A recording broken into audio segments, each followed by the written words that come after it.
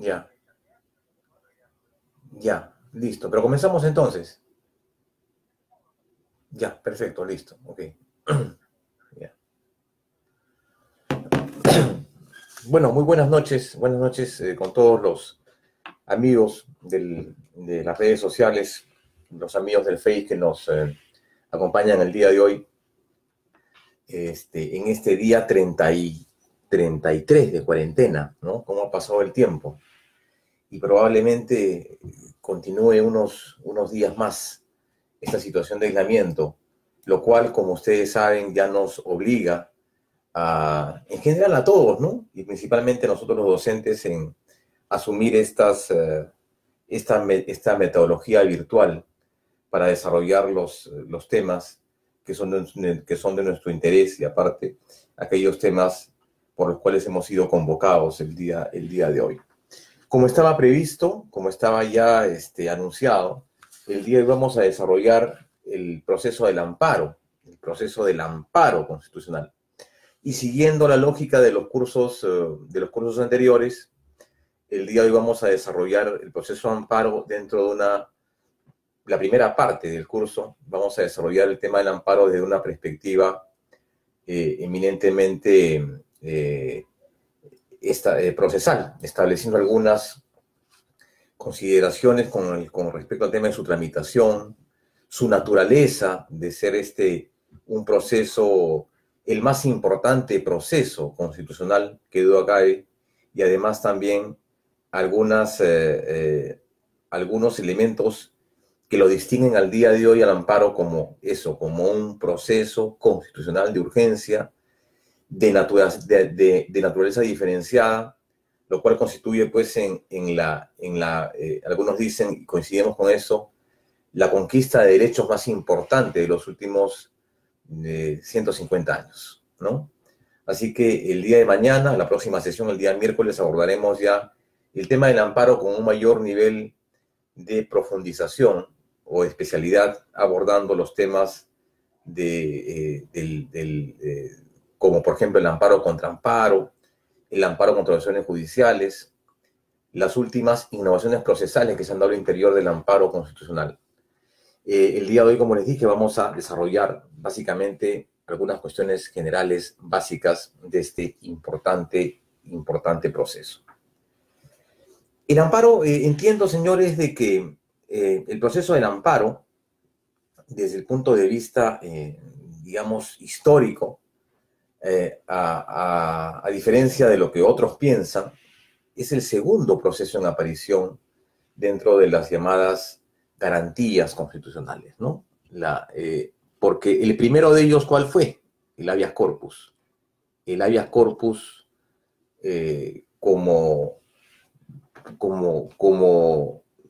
digamos, la conquista o la consolidación de los derechos allá en 1215, ¿no?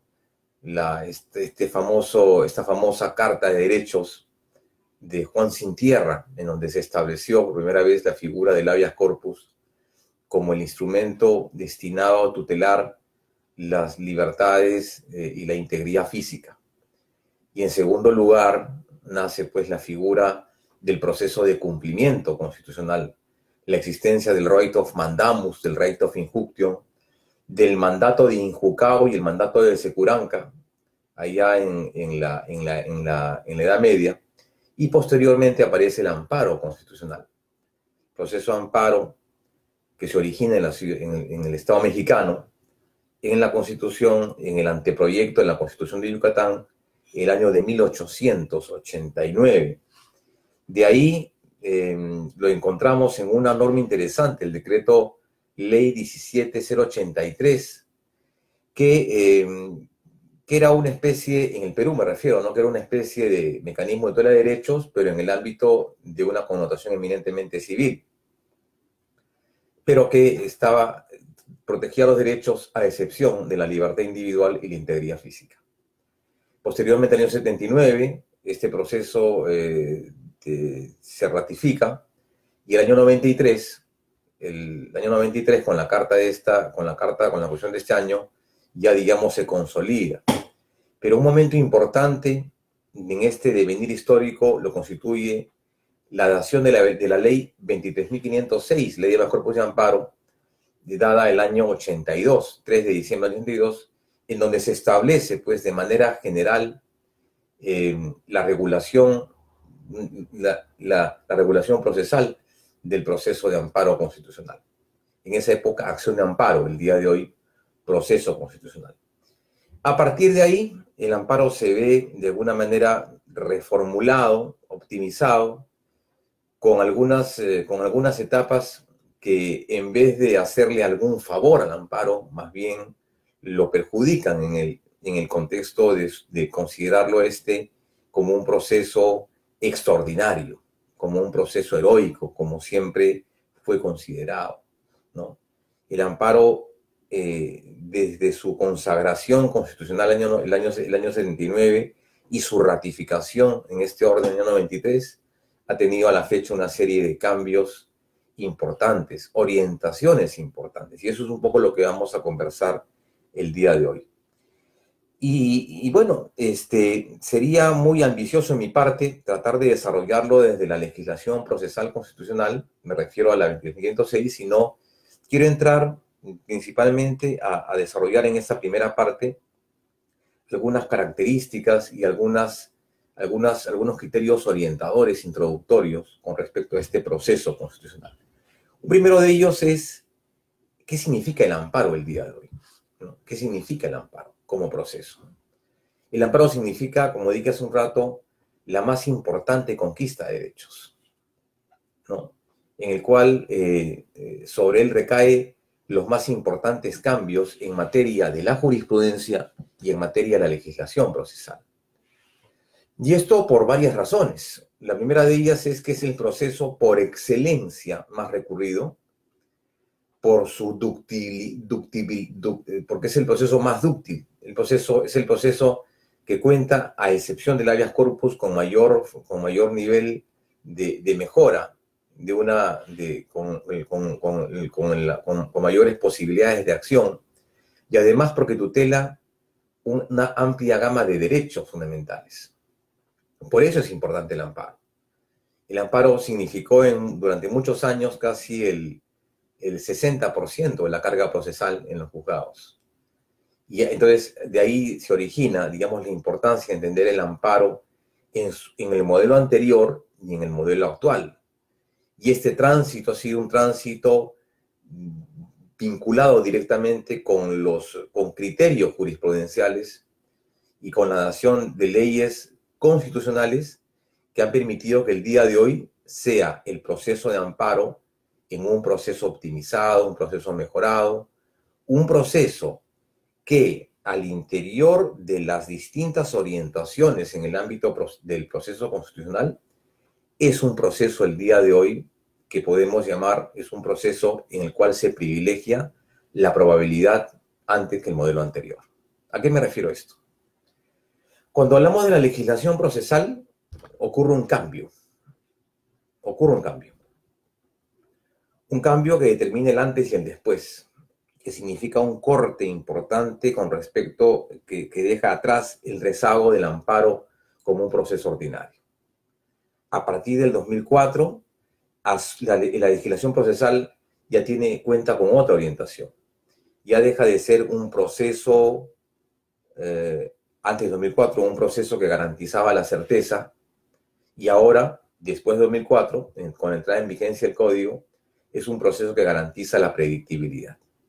¿Por qué razón? Porque en el modelo anterior, que garantizaba la certeza, el planteamiento del amparo en términos de litigio era una situación que recurría a tres cosas: la invocación del derecho y, aparte, la precisión en el texto de la demanda de dos cuestiones básicas, ¿no? La caducidad y la vía previa.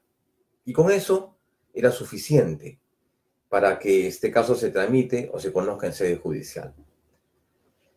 Y entonces no había, pues, los requisitos procesales, los presupuestos procesales que existen el día de hoy, claramente contenidos en el Código Procesal Constitucional. Un modelo, la verdad, totalmente acéfalo. Me refiero al modelo enmarcado en esta legislación procesal, en la Ley 2506, un modelo acéfalo, sistemático, un modelo con falta de principios, no tenía título preliminar, no habían disposiciones generales aplicables a los procesos, había una denominación, una nomenclatura general para todas las llamadas en esa época acciones de garantía constitucional, lo cual cambia a partir del año 2004. Era un modelo que garantizaba la certeza. Era necesario un cambio entonces, un cambio porque ya en ese momento, a partir del año 96, ya entra en vigencia el Tribunal Constitucional y a partir de esa fecha, el 26 de junio del 96, a partir de esa fecha, su importante labor en la función de interpretar y además de ser el órgano de control de la Constitución, entonces es la que elabora una serie de criterios a partir de jurisprudencia y a partir de casos emblemáticos. Entonces del 2004 en adelante es que el modelo cambia. El modelo ya deja de ser un modelo que garantiza la certeza para entrar al ámbito de un modelo que garantice o que privilegie la probabilidad. Es decir, no había una seguridad, una certeza, una seguridad en el sentido de que lo planteado en el proceso de amparo iba a ser estimado o admitido por las instancias ordinarias jurisdiccionales. No había ninguna certeza. ¿Por qué? Porque el amparo ya dejó de ser el proceso ordinario por excelencia. El proceso digamos, en el cual todos los derechos cabían en ese proceso y era la tabla de salvación para muchos abogados. Entonces, ahí opera un cambio importante. El Código Procesal, a partir de la entrada en vigencia en 2004, entonces, busca o pretende, en términos de legislación, estructurar un proceso de amparo menos ordinario, un amparo destinado a casos urgentes, a causas heroicas, a causas extremas, un proceso plenamente diferenciado, un proceso, digamos, mucho más fortalecido en el ámbito procesal. Y entonces a eso va orientado el Código Procesal, a entender en este proceso, en este diseño del amparo, en relación al régimen anterior, totalmente distinto. Y todas estas modificaciones recaen principalmente en el proceso de amparo. Es decir, la precisión de los presupuestos procesales, ¿no? Por ejemplo, los derechos, objeto de protección, que vamos a ver más adelante, también entran en este ámbito. Entonces vemos un proceso de amparo mucho más restringido, mucho más orientado a lo que nunca debió dejar de ser. Un proceso de urgencia, un proceso de tutela diferenciada, en la cual esté siempre de por medio de la tutela de derechos fundamentales, haciendo una precisión de exceptuar aquellos derechos que no contaban con esta condición. Me refiero en específico al artículo 38 del Código Procesal Constitucional, que dice que los procesos de amparo no proceden cuando el derecho no tenga un sustento constitucional o un elemento de relevancia constitucional. Entonces, es ahí, digamos, lo importante de entender el amparo como el mecanismo procesal idóneo, digamos, más importante dentro de los procesos constitucionales. Ese es por un lado este modelo, ¿no? El modelo procesal. Se supera la tesis de la certeza para entrar en el tema de la posibilidad, en el modelo de las probabilidades. Sin embargo, este modelo de amparo no sería tal el día de hoy si es que no, digamos, configuramos en esta sesión algunas características propias de este proceso constitucional. Uno, que duda cabe importantísimo, es este modelo, es esta característica de la celeridad. Si algo debe diferenciar al proceso de amparo del día de hoy, es su rapidez. Es un proceso sumario, la sumariedad. ¿Y por qué razón? Porque tutela derechos fundamentales. Y los derechos fundamentales requieren por parte del legislador un mayor nivel de protección, ¿no? Requieren por parte del juez, de las instancias y los operadores judiciales, un mayor nivel de protección. Se trata en suma de derechos fundamentales que no pueden estar, pues, sometidos a los plazos ordinarios, ni al argumento, ni a la interpretación de un proceso ordinario. Por lo tanto, la celeridad, es decir, el hecho de reducir ostensiblemente las instancias, los plazos, ¿no? Y ser un proceso expeditivo eficaz, está plenamente justificado. Es un proceso sumario por excelencia, y aquí, por ejemplo, vemos un caso. la falta, otra característica también a tomar en cuenta, la cuestión probatoria, por ejemplo, ¿no? Una parte importante del amparo en el ámbito procesal, que tiene que ver con la celeridad, porque ya se ha dicho, ya lo ha precisado y con ello superado el criterio anterior de la ley anterior, de que el código dice, en el proceso de amparo no hay estación probatoria. ¿De acuerdo? No hay estación probatoria. Lo que no significa que no exista prueba. La prueba existe, porque la prueba permite que las partes acrediten las alegaciones dadas en el proceso, planteadas en la demanda. O sea, la prueba existe. Lo que el código dice es que no existe como tal una estación probatoria. Es decir, una instancia en la que la parte plantee la prueba, el juez la admita, la valore, la traslade, se presenta a la instancia de tachas y ahí entonces se proceda a emitir, digamos, las consideraciones finales de la prueba. O sea, no hay estación probatoria, pero sí hay prueba. ¿Por qué?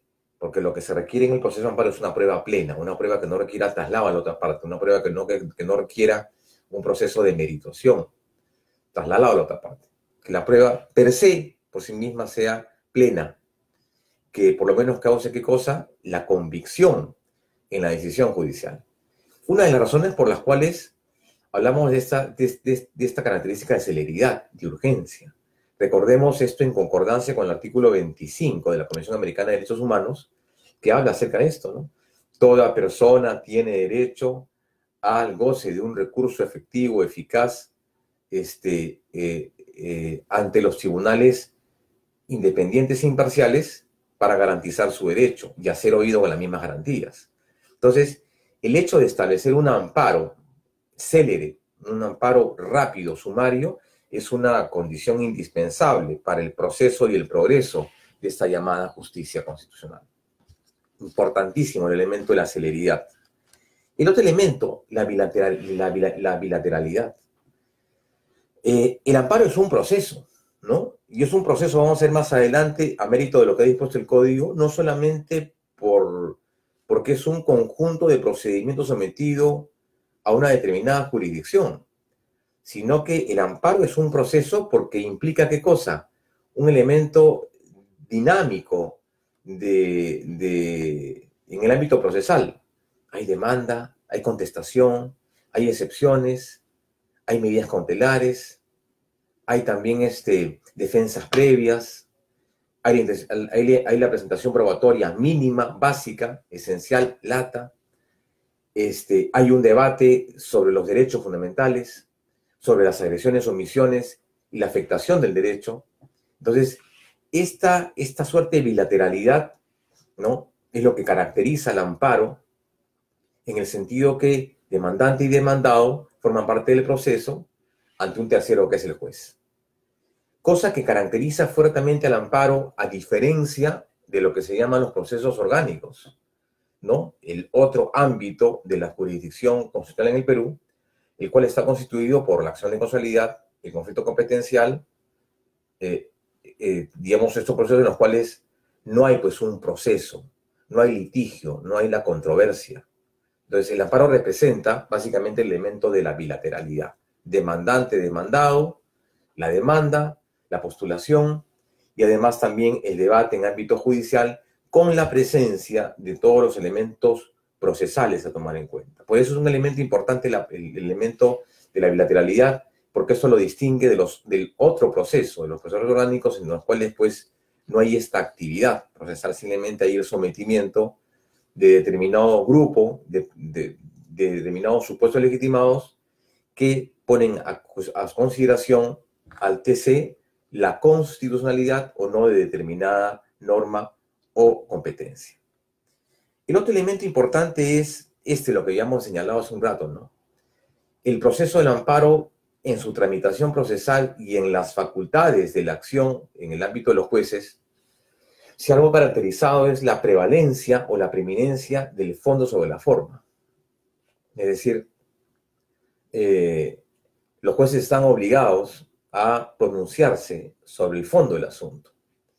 Aparte, ello significa, además, un elemento importante de la llamada autonomía procesal.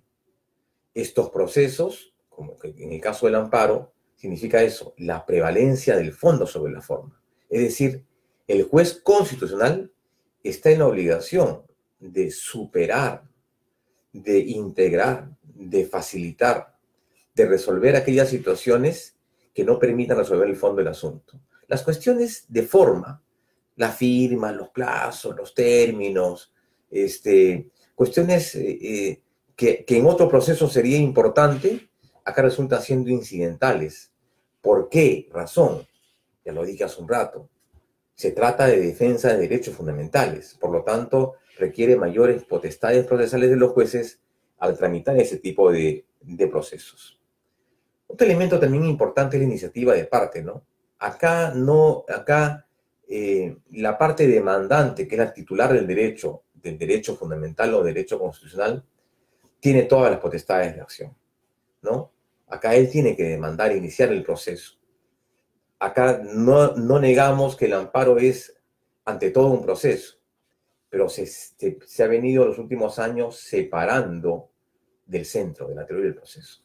Es un proceso autónomo que a la fecha tiene una regulación que le brinda independencia. Nos referimos a la ley 23.506, ley de habeas corpus y amparo. Es un proceso entonces que tiene que ver básicamente con una iniciativa de parte, no es oficio. Acá no, el tribunal no ausculta aquellos casos difíciles, controvertidos, sino por intermedio de la demanda se activa el procedimiento.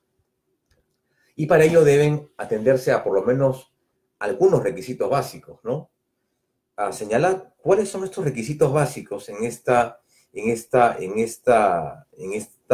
labor de plantear una demanda de amparo.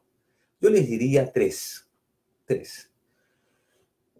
El primer grupo de requisitos está contenido por los llamados requisitos naturales, ¿no? Que es el agotamiento de la vía previa y por otro lado el plazo de caducidad o llamado prescripción. El agotamiento de la vía previa, ¿qué cosa es? Es la obligación que tiene la persona de transitar por sede administrativa haciendo uso de los recursos que la ley le franquea. Reconsideración, apelación y revisión. En ese orden. Y plantear el proceso a renglón seguido de haber agotado estos recursos, si es que la persona está en la obligación de plantearlos, entonces plantear la demanda dentro de los 60 días hábiles después de, contados a partir de la fecha del agotamiento de la vía previa administrativa. ¿Vía previa o vía previa administrativa? ¿Cuál sería lo correcto? Vía previa administrativa cuando estamos frente a los supuestos de afectación, cuando la afectación se origina en un accionar contenido en la 27444.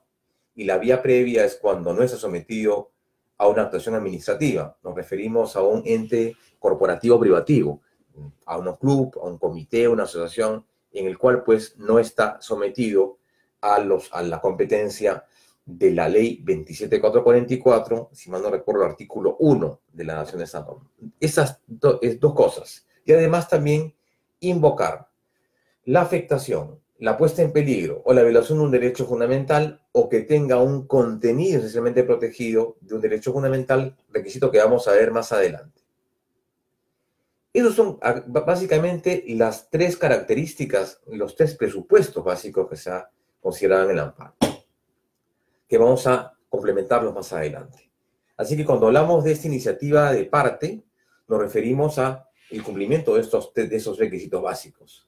Agotamiento de vía previa, caducidad y aparte que invoques cualquier derecho fundamental. Claro, el modelo ha cambiado, ¿no? Ahora tenemos la residualidad y el llamado contenido esencial, el 5.1 y el 5.2 del código. Pero obviamente estos cambios han operado en el sentido de la intención del legislador o del constituyente de brindar un proceso mucho más restringido. Si algo estaba fallando en el modelo anterior, era que el proceso de amparo había perdido su legitimidad, había perdido su orientación. Dejó de ser un proceso extraordinario para ser un proceso, todo lo contrario, un proceso, digamos, ordinario. Y eso, gracias a una sentencia, ¿no? Recuerdo que hay una sentencia, la sentencia de Eusebio Llanos Huasco, que dijo, ¿no? cabe reconocer en el amparo en un proceso opcional, en el cual el demandante puede plantear el contencioso, puede ocurrir la vía ordinaria contencioso, puede ocurrir el amparo para la defensa de los derechos fundamentales, ¿no? El otro elemento es la definitividad. El amparo se orienta a eso, al menos es su vocación, ser un proceso definitivo. ¿Por qué? Porque la propia norma procesal le ha dado esa, digamos, esa característica. El proceso de amparo es un proceso definitivo. Debe por lo menos privilegiar la definitividad ante otra cosa, ante todo. Y principalmente frente a la existencia de otros procesos. Me refiero al contencioso, a la vía ordinaria y demás. Por eso es que se dice, ¿no? O sea, tú puedes plantear, contra los resultados de un contencioso, tú puedes plantear un amparo, ¿no? Pero viceversa puede ser. O sea, frente a un amparo puedes plantear un contencioso. No, si el amparo ya es última y definitiva instancia, ya no procedería. Lo que se busca es que el amparo sea definitivo. ¿Por qué? Porque es última y definitiva instancia. Y la sentencia recaída así por sentencia dictada por el Tribunal Constitucional adquiere esa condición. Última y definitiva instancia de carácter obligatoria y vinculante a las partes y al Estado y en general a todos los entes de la administración pública. Es el elemento, digamos, la definitividad en el amparo. Otra característica importante también es la necesaria existencia del agravio de carácter personal. Y acá hay varias figuras procesales que podemos compartir. Quien plantea un amparo, debe por lo menos acreditar la violación del derecho, la puesta en peligro o la amenaza. ¿De acuerdo? ¿No? Puede ser en este caso la persona, el titular del derecho, o puede ser una tercera persona que plantea a favor del titular del derecho esta demanda. Pero con una condición, si es una persona distinta al titular del derecho, nos referimos básicamente a los llamados supuestos de legitimación, la persona tiene que ratificarse frente al juez, ¿no? Digamos, de la decisión o su intención de plantear la demanda y además ratificar los hechos expuestos. Pero, ¿qué tienes que probar en el amparo? ¿Qué tienes que acreditar de manera indubitable? La existencia de un derecho fundamental y la violación, la puesta en peligro o la afectación de este derecho o algún otro contenido constitucional que pueda ser planteado en el proceso del amparo. Por tanto, se requiere el agravio, ¿no? La afectación de este derecho fundamental para el planteamiento de este proceso. Uno que a veces lo pasamos por alto, pero resulta siendo sumamente importante y necesario, y es algo que en puridad caracteriza al amparo, es precisamente el hecho de la procedencia. El artículo 1, el artículo 38, el artículo 5, hablan acerca de eso. Para el planteamiento de un proceso de amparo, ¿qué requieres? Que esté de por medio de la afectación de un derecho fundamental. La Constitución así los precisa. La Constitución lo denomina derechos fundamentales. El Código lo plantea como derechos constitucionales. Quiere decir entonces que para que sea válido el invocar una demanda de amparo, ¿qué se requiere? La puesta en peligro de derechos fundamentales o derechos constitucionales o derechos humanos, independientemente de la nomenclatura que utilicemos. Humanos, fundamentales y o constitucionales. En estrictez jurídica, la Constitución Política del Estado, ¿de qué habla? Derechos fundamentales. Entonces, la demanda de amparo debe contener necesariamente la afectación, la puesta en peligro o la amenaza de un derecho fundamental. En términos básicos, elementales, más allá de los otros supuestos del amparo. Pero el artículo 1, el artículo 5 y el artículo 38 del Código Procesal nos habla de invocar derechos fundamentales. ¿De acuerdo? Bien. Otro elemento importante también que tiene que ver con esta cuestión procesal, ¿no? Que no podemos pasarla por alto, es la no simultaneidad, que significa una suerte de litispendencia. ¿Qué pasa cuando un demandante activa en dos vías determinada pretensión? O sea, lo mismo que se plantea en amparo, lo está planteando en contencioso. ¿Cómo se llama esa figura? Litispendencia. La misma demanda la planteas en dos procesos distintos. Eso no procede, pues. El amparo procede en una sola vía. Entonces hay que tomar en cuenta de ese requisito procesal. Y que, en todo caso, es además advertido por la judicatura cuando el juez tiene que calificar la demanda en su momento. Bien, hasta ahí hemos señalado algunas cuestiones procesales, ¿no? Pero yo quería ir un poco más allá, ya, digamos, tratando de encontrar, tratando de dar respuesta a la pregunta, pues, pero perfecto, ¿qué naturaleza tiene el amparo el día de hoy? Porque ya hemos dicho que es un proceso preferente, un proceso de ejecución rápida, es un proceso sumario, expeditivo, eficaz, que tutela derechos fundamentales. Ya lo hemos dicho. Pero el amparo, ¿qué es? ¿Mm? ¿Cuál es su naturaleza jurídica? ¿Cuál es, en el fondo, su contenido del amparo?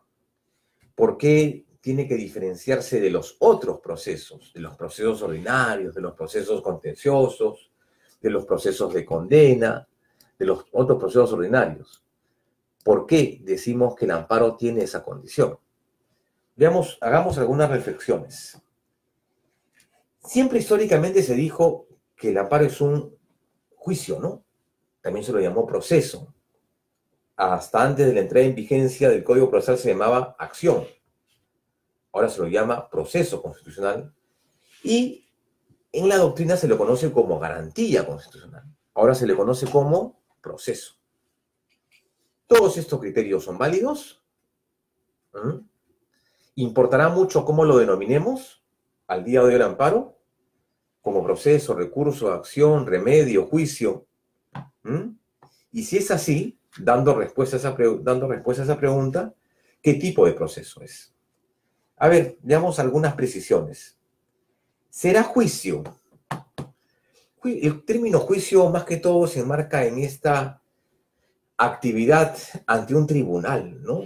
En la cual el juez asume, como decían los grandes procesalistas, Chovenda, Pisoruso, Calamandrei, y que decían que el juicio qué cosa era, ¿no? El juicio era el sometimiento de dos partes a un tercero, que es el juez, lo que planteaba Chovenda. Eso no es el proceso amparo. El proceso amparo obviamente tiene una judicialización. Transita este proceso constitucional, se ordinariza en su primera instancia, en su primera etapa. ¿Por qué? Porque es resuelto, en principio, por el Poder Judicial. Entonces, no es un juicio en puridad. Un juicio es una cuestión, digamos, bastante novelesca, ¿no? Literal. Es un juicio, no es un juicio de amparo. Será entonces una acción, como, digamos, históricamente siempre se le ha señalado, ¿no? La acción de amparo.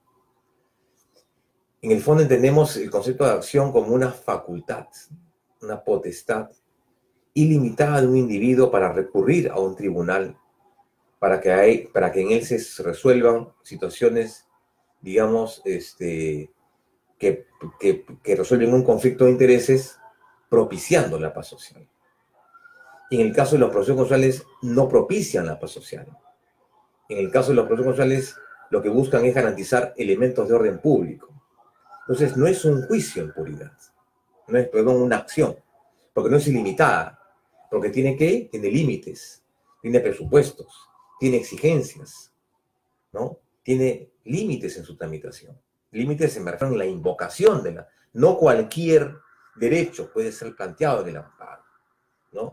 No cualquier situación podría ser denunciada en el amparo. Tiene que tener determinadas características. Entonces, ¿será una acción? No necesariamente. ¿Será entonces un recurso? Porque también se le conoce históricamente como recurso. Recurso de amparo, se le ha dicho. ¿El recurso qué cosa es? El recurso es la facultad de una persona para acudir, para someter, para pedir un reexamen de una decisión que le causa agravio. El planteamiento de recursos que la vía establece, apelación, reconsideración, la queja, la oposición, en fin, un reexamen de la decisión. Aquí no necesariamente es un reexamen, aquí estamos hablando de un proceso optimizado en el cual pedimos, Señor, que cese la afectación, que se restablezca el derecho, ¿no? Estamos hablando de la restitución del derecho. Ahí entonces quiero entrar a precisar un concepto importante. Este carácter restitutivo y no constitutivo. El amparo es un proceso restitutivo, más no qué cosa, constitutivo. ¿Qué significa?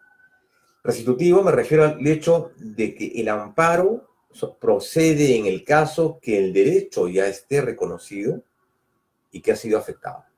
¿Y qué solicitamos? La restitución del derecho, la reposición.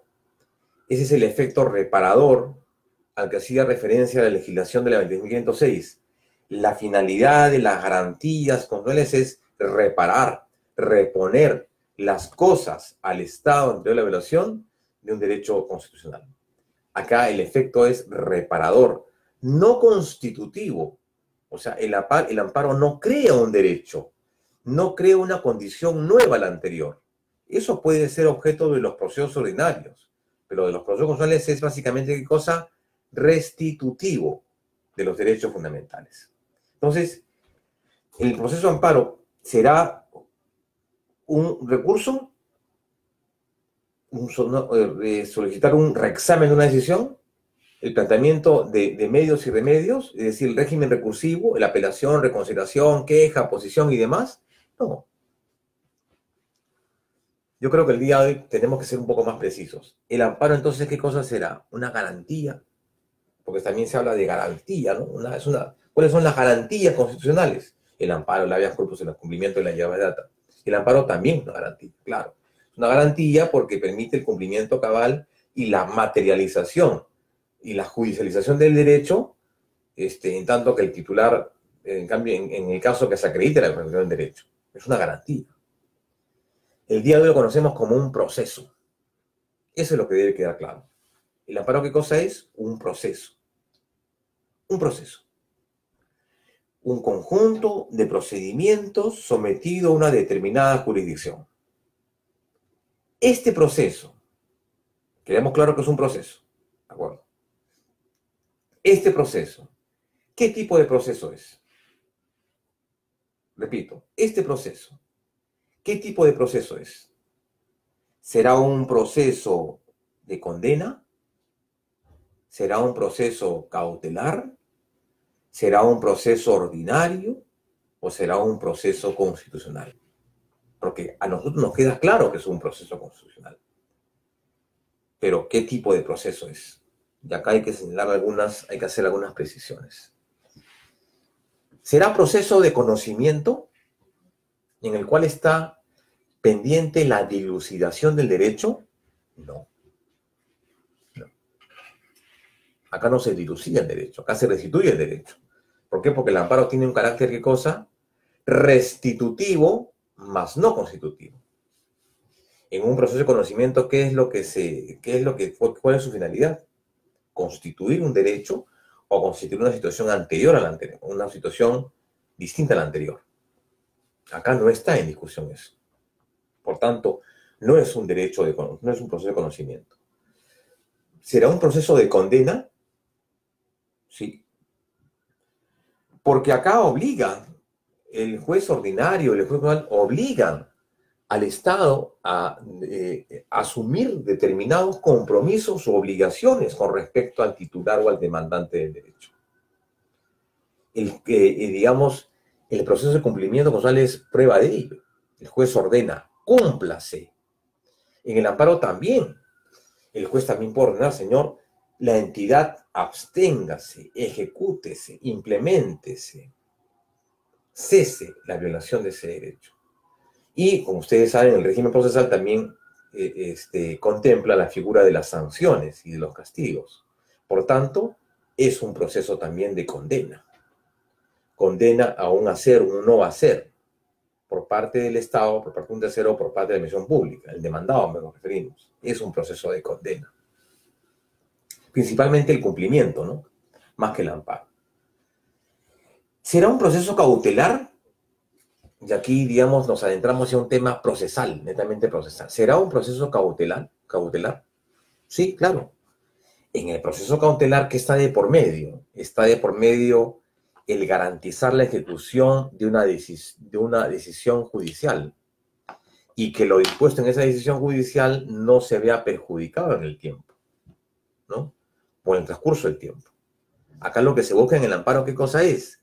Es proteger el derecho fundamental, pero no se privilegia el proceso, la sentencia, la ejecución. A diferencia de la medida cautelar, el proceso de amparo, ¿qué finalidad tiene? No es proteger el derecho, no es proteger el proceso, sino es proteger el derecho. En ambos hay similitudes claras, ¿no? La verosimilitud del derecho, la apariencia, el llamado fomus unus iuris, debe haber una presunción de verosimilitud y la urgencia de tutela jurídica del caso en concreto. O sea, el amparo es un proceso, también tiene una parte importante de ser un proceso cautelar. ¿Por qué? Porque lo que tiene, en fin, es privilegiar al derecho frente al transcurso y frente al elemento de la irreparabilidad. Es decir, el transcurso del tiempo puede poner en riesgo el derecho, que es un derecho fundamental que dura acá. O sea, tiene un contenido eminentemente cautelar. ¿Será entonces y finalmente un proceso constitucional? Sí. Se entiende como un proceso constitucional porque tiene tres requisitos. El primero de ellos es un proceso autónomo.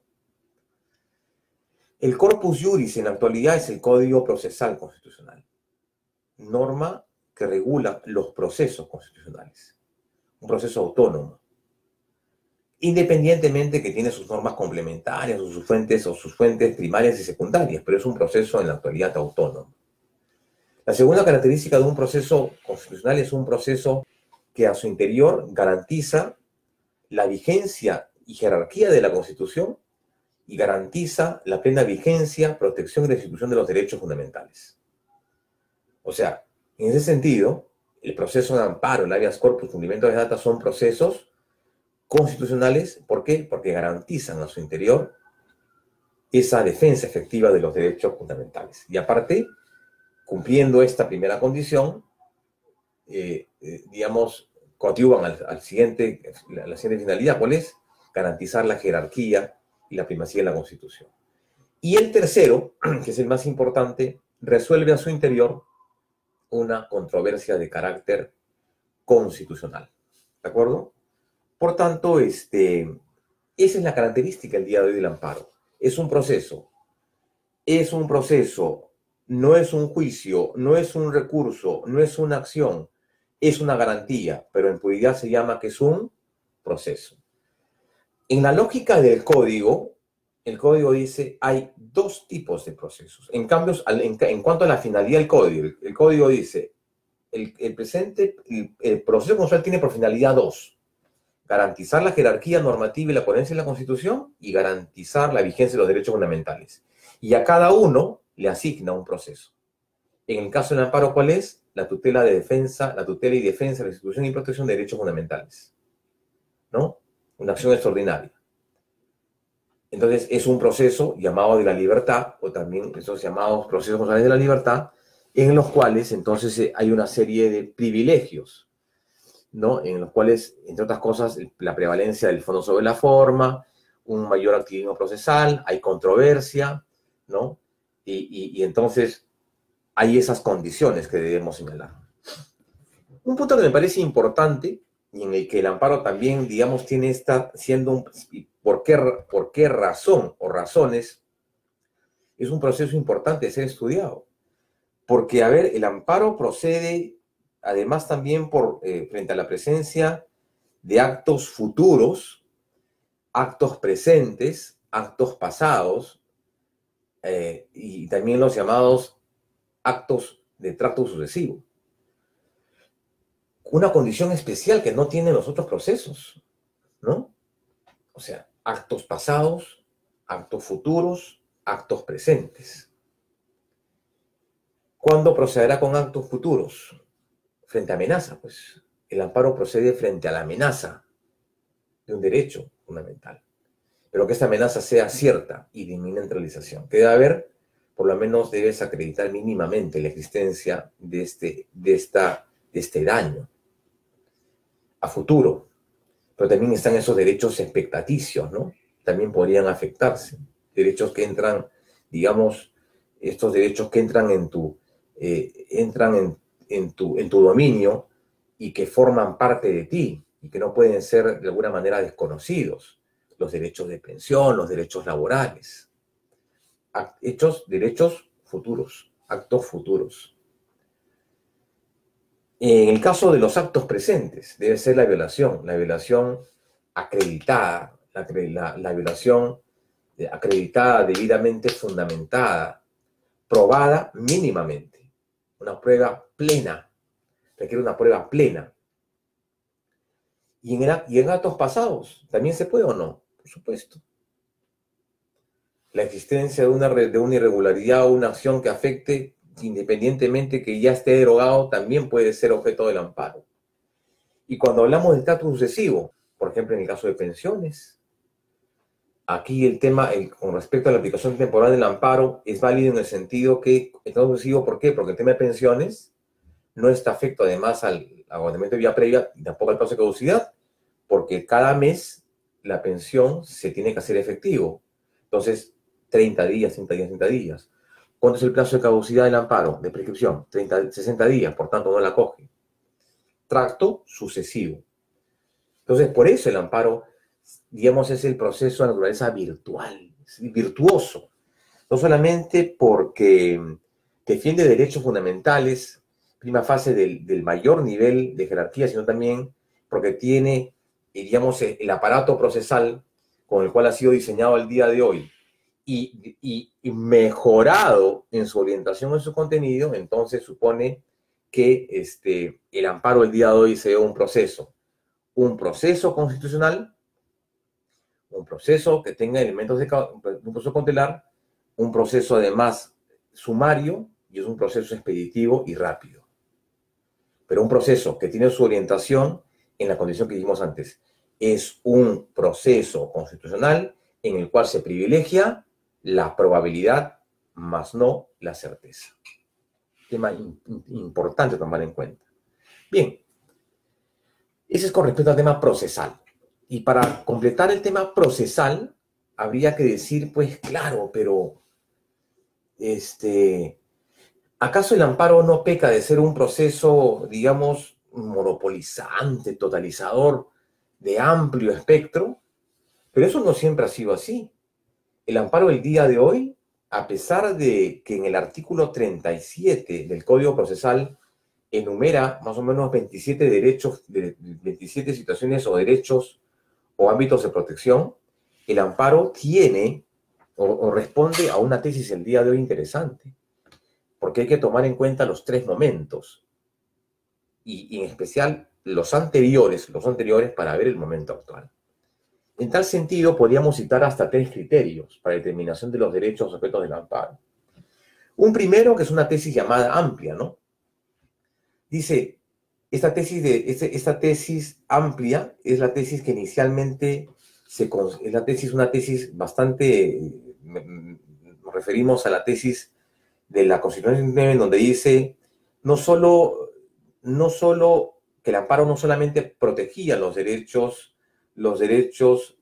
constitucionales, sino también aquellos que no gozan de esa protección.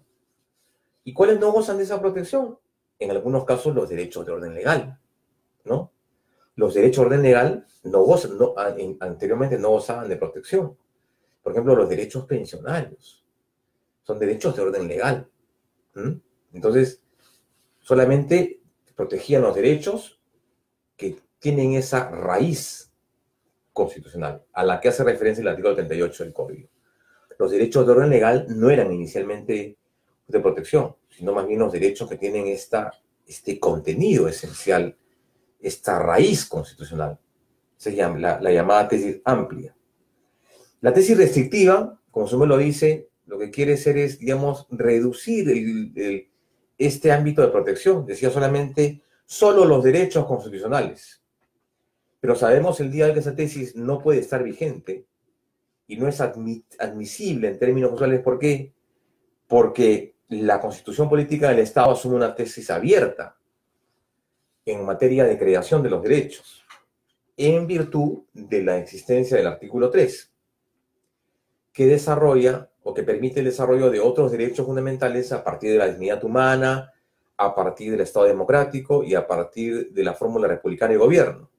Por lo tanto, son otros derechos más que contempla la Constitución y que no pueden, pues, estar solamente restringidos a los derechos constitucionales contenidos en la propia Carta, sino, digamos, en una interpretación abierta del artículo 3 son todos aquellos derechos que no están contenidos y que tienen esa condición, o sea, que no están regulados en la Carta Política. Para eso me refiero al artículo 3 de la Constitución Política del Estado.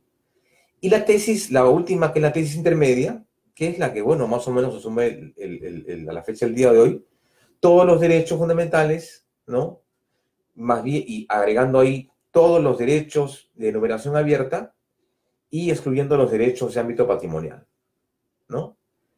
Y ahí una precisión, pero el amparo también protege los DEX, ¿no? Los DEX también son derechos con un alto contenido económico. Entonces, ahí el amparo tiene esa virtud de ser un proceso, digamos, por excelencia, un proceso con esa vocación totalizante, un proceso que pretende incluir todos una amplia gama de derechos, como vamos a ver más adelante. Entonces, es importante ver el día de hoy estas llamadas tesis que nos permiten entender un poco cuál es esa naturaleza del derecho. Les propongo, como clases anteriores, hacer un minutito, 1 minuto y medio, 2 minutos de un receso, de tal forma que vayan a tener un poco de agua, porque estoy con la garganta un poquito seca. 2 minutos de receso, ya regresamos.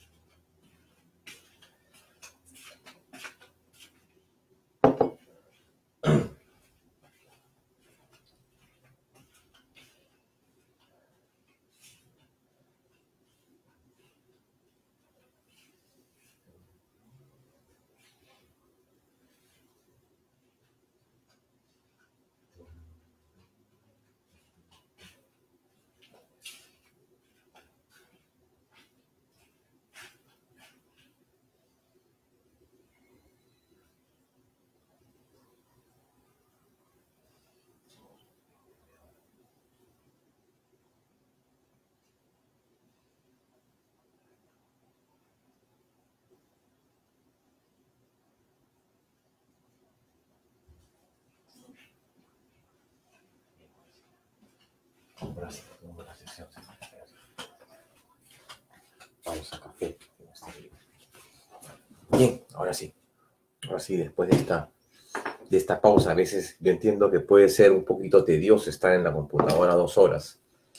Estos son los rigores de las sesiones virtuales, ¿no? Que no hay un amplio nivel de interacción entre docente y alumno, pero siempre hay que dar una pausa, hay que dosificar la clase para dar tiempo de las preguntas que espero que haya en la sesión del día de hoy. Definitivamente espero las preguntas, siendo este un tema fascinante. Liz Torres me pregunta, para satisfacer la inquietud de nuestro oyente, me pregunta, ¿el amparo es un proceso constitucional de la libertad? ¿Qué más derechos constitucionales y fundamentales tutela? A diferencia del habeas corpus y del habeas data, nuestro Tribunal Constitucional no ha realizado una tipología del amparo. Sin embargo, nos dice nuestra amiga Liz Torres, sin embargo, de la redacción del artículo 200, inciso 2 de la Constitución, se puede colegir dos tipos de amparo: el amparo general ordinario, como con autoridades funcionarias o particulares, que afecta o amenaza los derechos, y el segundo tipo de amparo se refiere el amparo específico extraordinario contra normas legales y o resoluciones judiciales emanadas de un procedimiento irregular. A grandes rasgos, lo que dices, Liz, resulta ser cierto. Las tipologías la tipología en el ámbito procesal ordinario del amparo no es tal. Es decir, no podemos encajar y decir, no podemos pensar que el amparo tiene dos tipos: el amparo contra autoridad y el amparo contra la acción judicial. El amparo contra la acción judicial y el amparo contra amparo está siendo un tipo especial de proceso, ¿no? Pero no responde a una tipología. Uno de los elementos más importantes de esta suerte de constitucionalismo que nos encontramos el día de hoy ha permitido que el amparo, además, también tienda a especializarse y encapsularse. Hablamos el día de hoy de un amparo electoral, de un amparo municipal, de un amparo pensionario, de un amparo laboral, y ahí viene, y a partir de eso podemos, digamos, hacer esa tipología. El amparo contra normas es otro tipo de amparo. El amparo contra omisiones legislativas es otro tipo de amparo, ¿no? El amparo municipal también es otro tipo de amparo que ya tiene un reconocimiento en la abundante jurisprudencia. Es decir, o clasificamos el amparo en virtud del objeto de protección, o clasificamos el amparo por los efectos, ¿no? El amparo contra la acción judicial es un tipo de amparo, es una modalidad del amparo, y de ahí se deriva el amparo contra amparo, que sería un amparo contra la acción judicial al interior de una situación excepcional, pero al interior de un proceso extraordinario. Entonces, ciertamente tu pregunta veo que tiene un interesante sustento en el sentido que es un proceso, efectivamente, la libertad se cataloga así. ¿Y por qué de la libertad? Recibe ese nombre, digamos, para ahondar en la pregunta, porque el profesor Carneluti lo llamó así, los procesos de la libertad, ¿no? De ahí viene esa denominación. Y dice, a diferencia del habeas corpus y el habeas data, nuestro tribunal no ha realizado una tipología de amparo. Claro, en el caso del habeas corpus, encontramos esa tipología en la sentencia recaída en el expediente Eleovina Mabel Aponte Chuquihuanqui. En el caso del habeas data, hay pues el amparo, el habeas data, el habeas data localizador, el habeas data exclusorio, el habeas data identificador, entre otros. Hay una tipología que se ha desarrollado al interior de lo que se llaman las sentencias pedagógicas, ¿no? Pero, a ver, yo no soy muy dado siempre a establecer la tipología de los procesos del amparo. Más bien diría que ahí sí, digamos, en materia de jurisprudencia se ha determinado más bien en establecer esta tipología en base a los derechos de protección. Repito, el amparo laboral, el amparo pensionario, el amparo municipal, el amparo contra acciones judiciales, y es más, en la fecha podemos decir que existe el amparo corporativo, ¿no? Una modalidad de amparo novísimo, es aquel que se refiere al amparo planteado contra acciones o omisiones por entidades de carácter privado, ya sea clubes, asociaciones, comités, en donde no está de por medio una legislación, digamos, de orden público. Entonces, ahí, por ejemplo, podemos hablar de un amparo corporativo, ¿no? El amparo planteado frente a decisiones de carácter, digamos, privado o particular. Es un interesante criterio desarrollado en jurisprudencia el día de hoy.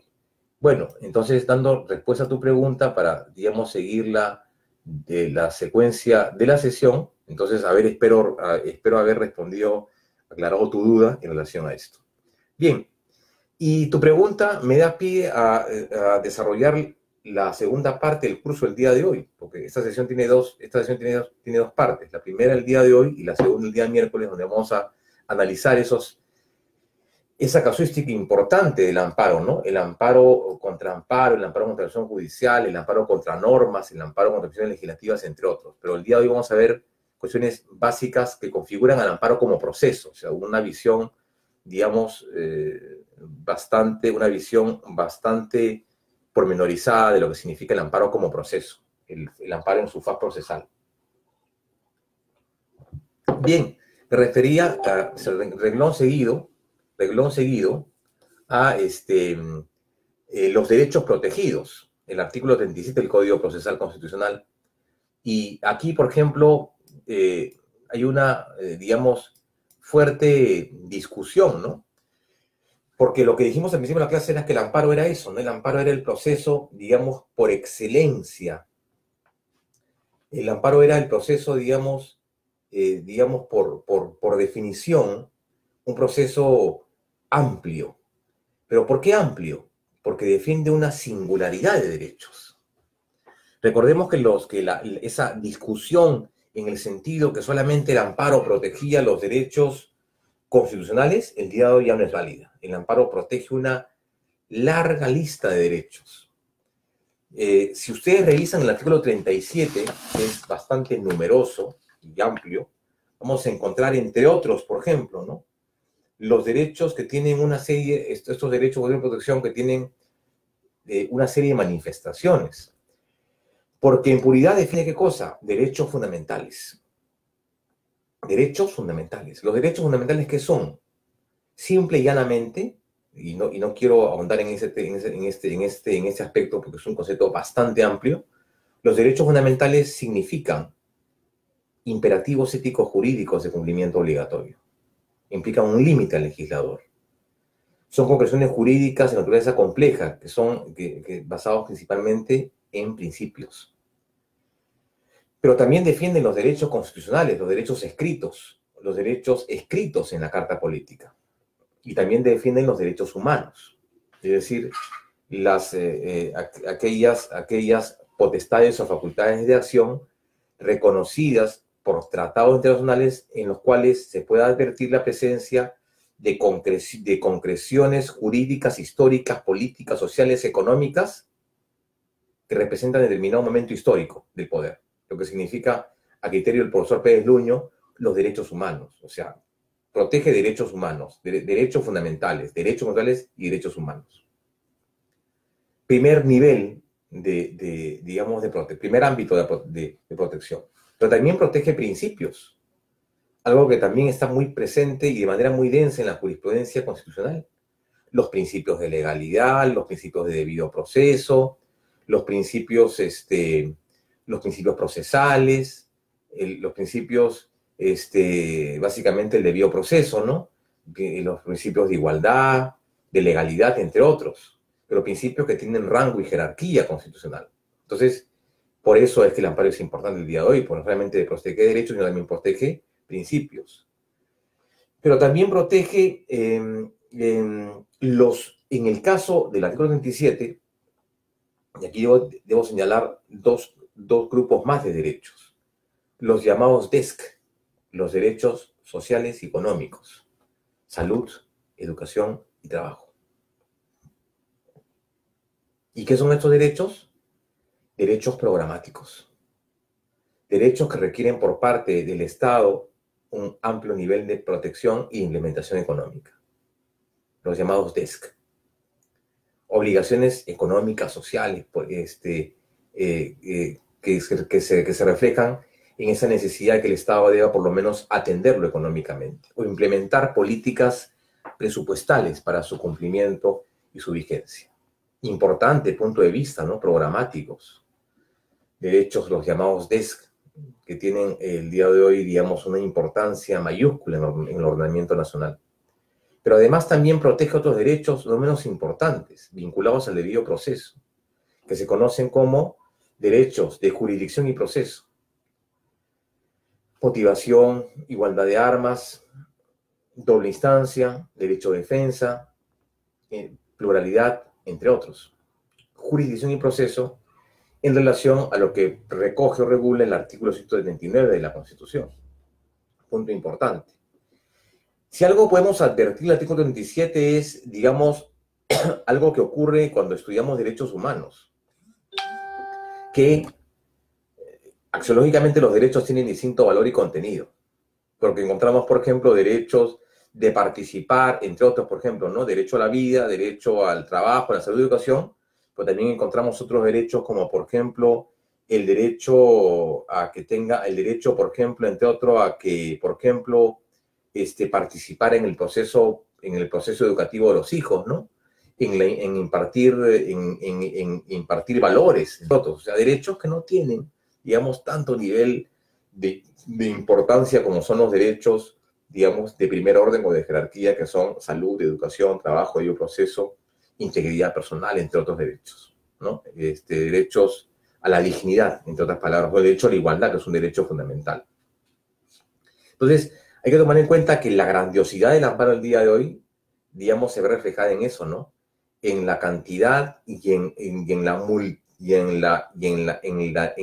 el distinto contenido de derechos que tiene, derechos, principios y además también de valores constitucionales.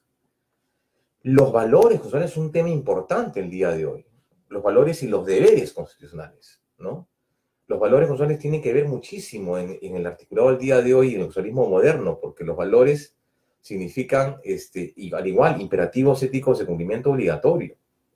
Los deberes constitucionales y los valores, en el planteamiento, por ejemplo, de demandas que tienen que ver con la protección a la familia, al matrimonio, a la sexualidad, entre otros, son valores fundamentales, ¿no? Entonces, ahí también un tema importantísimo de un desarrollo vertiginoso en los últimos años.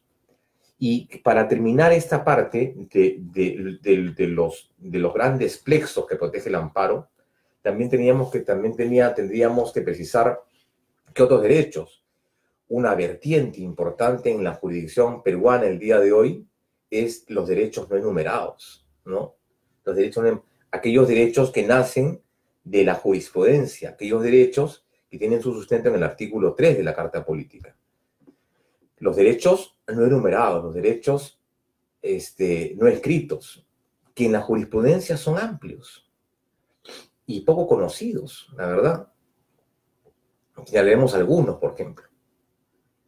El derecho al plazo razonable no está en la Constitución, a pesar de ser un derecho fundamental importantísimo de exclusión del proceso. Por ejemplo, el derecho al nem bis in idem, por ejemplo.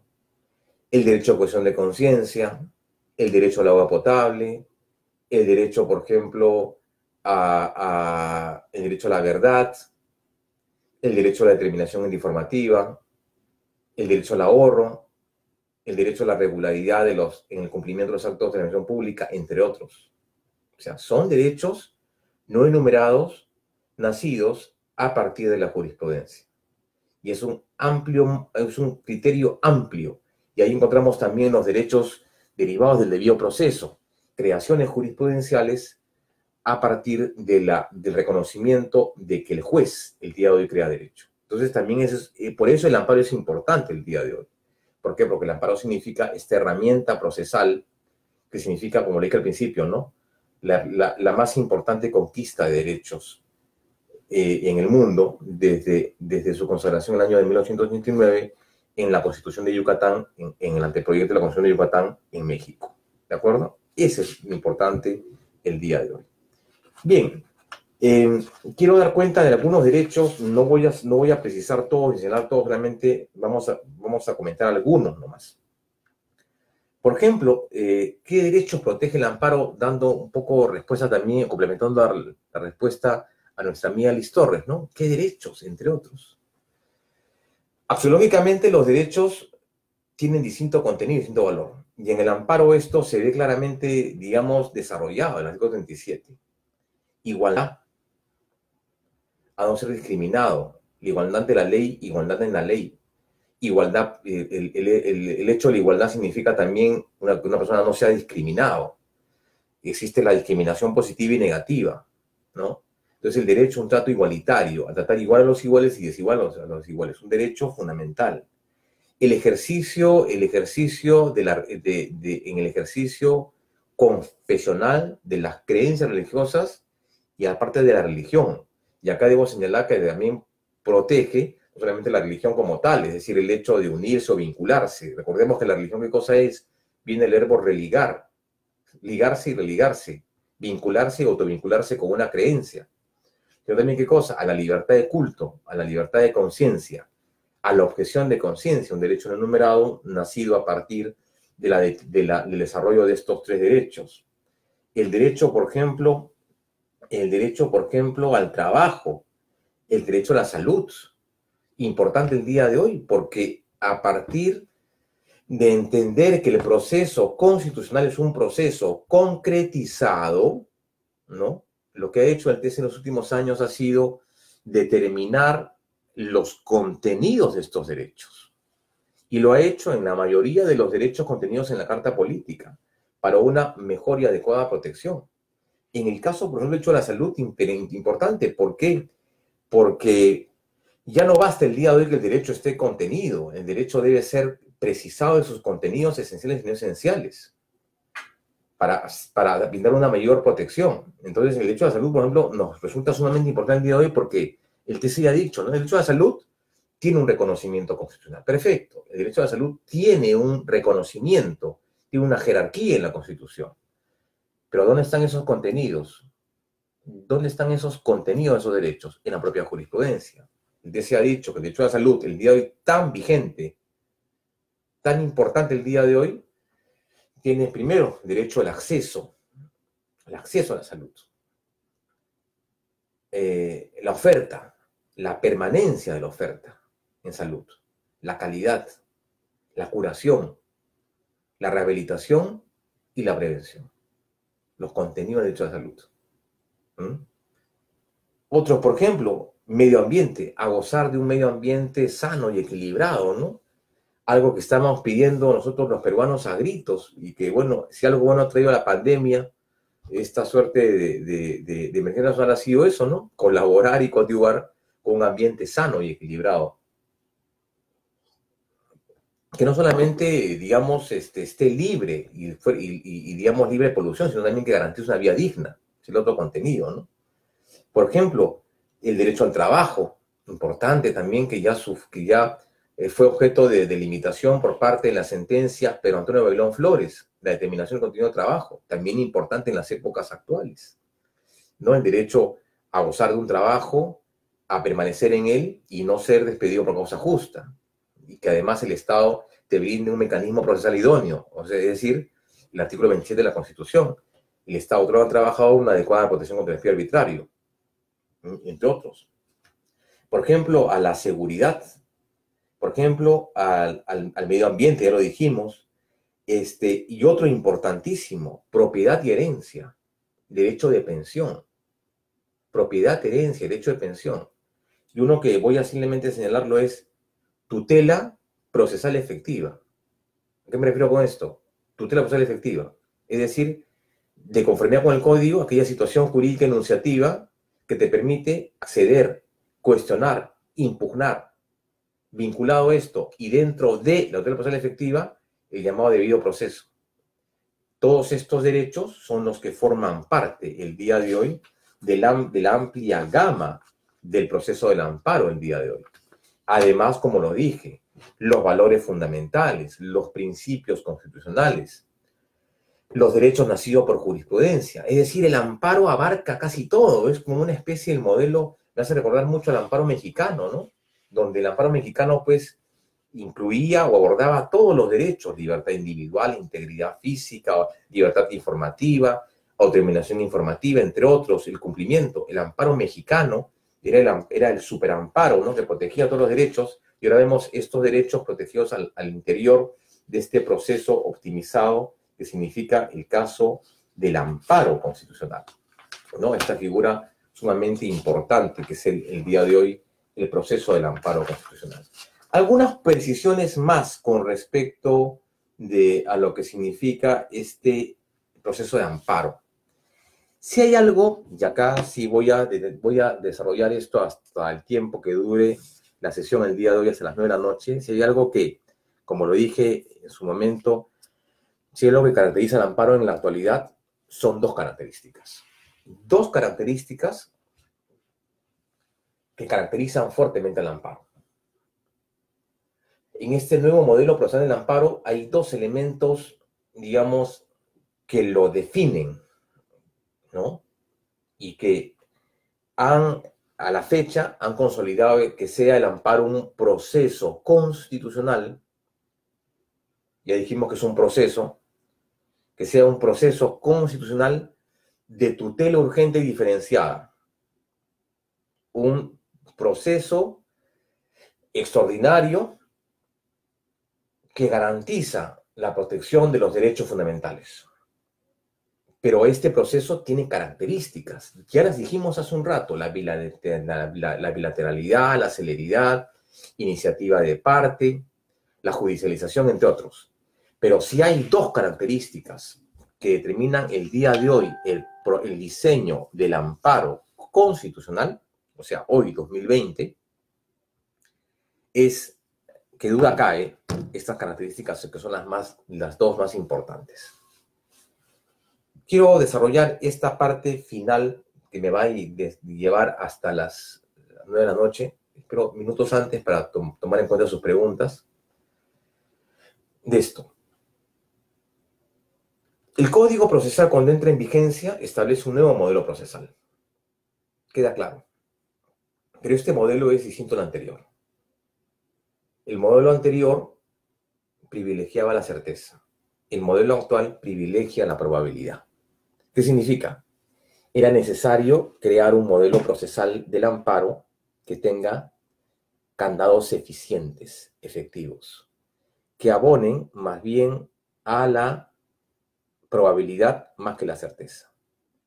Que sea un proceso extraordinario y no un proceso ordinario como lo era anteriormente. En esta intención, el código entonces plantea o estructura causales generales de improcedencia, que son requisitos procesales que le van a permitir al juez resolver el fondo del asunto de la demanda planteada. Estas dos causales de improcedencia, las dos más importantes, son las que caracterizan al amparo el día de hoy.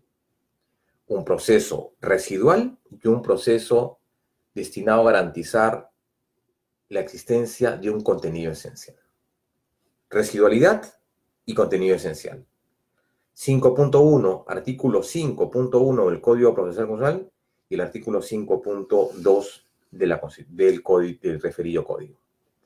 Veamos a grandes rasgos a qué se refiere esta residualidad que considera que digamos, derrota la tesis del amparo opcional que fuera planteado en su momento en la sentencia de Llanos Huasco, que es el modelo anterior. Residualidad el día de hoy frente a este modelo opcional. El profesor Lazzarini, el profesor argentino Lazzarini decía, el profesor Lazzarini, el profesor Néstor Pérez Agüez que dijo lo siguiente, ¿no? El amparo es un proceso heroico, es un proceso extraordinario. Un proceso de última ratio, de última instancia, la última opción del justiciable para proteger el derecho. Entonces, era necesario cambiar el modelo procesal, de ese modelo opcional al modelo residual el día de hoy. ¿Y qué significa la residualidad? ¿Qué significa lo residual? Subsidiario es un régimen subsidiario. Subsidiario entiendo que para acudir a uno tienes que haber agotado antes vías específicas, vías anteriores. No necesariamente. El modelo residual significa que el amparo se torna en improcedente, o sea, ineficaz, inoficioso, cuando existan vías alternativas plenamente satisfactorias. Repito, la residualidad significa que el amparo se torne improcedente cuando existan vías alternativas plenamente satisfactorias. Para esto se supone que siempre existe la otra vía. La otra vía es contingente. La vía ordinaria, la vía contenciosa, la vía laboral. Pero que esta vía tiene que ser, ¿qué cosa? Ordinaria. Si afirmamos esto y decimos, claro, el amparo solamente procede cuando es improcedente, entonces cuando existan vías alternativas satisfactorias plenamente, entonces el amparo será procedente cuando no existan estas vías. O cuando, a pesar de que existan, no te otorguen esa seguridad jurídica, esa satisfacción procesal. Entonces, la merituación de esta satisfacción o no tiene que ver con un elemento de intensidad. No es que esté presente, sino en qué medida te satisface plenamente. Y entonces, eso lo ponemos al otro proceso, con respecto al cual vamos a, digamos, a compararlo. Al proceso contencioso, al proceso ordinario, al proceso laboral. Entonces, el elemento de la residualidad radica ahí. La existencia de la otra vía, el amparo, si existe la otra vía, acude a ella. ¿De acuerdo? Entonces, y esto, el concepto de la residualidad, algunos plantean esto, yo coincido en este criterio, que dice lo siguiente, ¿no? Más que una determinación de una causal de improcedencia, repito, más que la determinación de una causal de improcedencia, consideramos que la residualidad es, antes que todo, una ratificación legislativa de lo que el amparo es y nunca debió dejar de ser. ¿Por qué? Porque supone siempre que el amparo procede frente a la defensa de los derechos constitucionales y no de otros derechos. O sea, partimos de lo que debe proteger el amparo y lo que no debe proteger el amparo. El artículo 1. El artículo 38 definen que el amparo siempre procede, los procesos constitucionales, ¿para qué? ¿Con respecto a qué proceden? Proceden frente a la defensa de derechos fundamentales. Entonces, ahí está la naturaleza, ahí está el origen.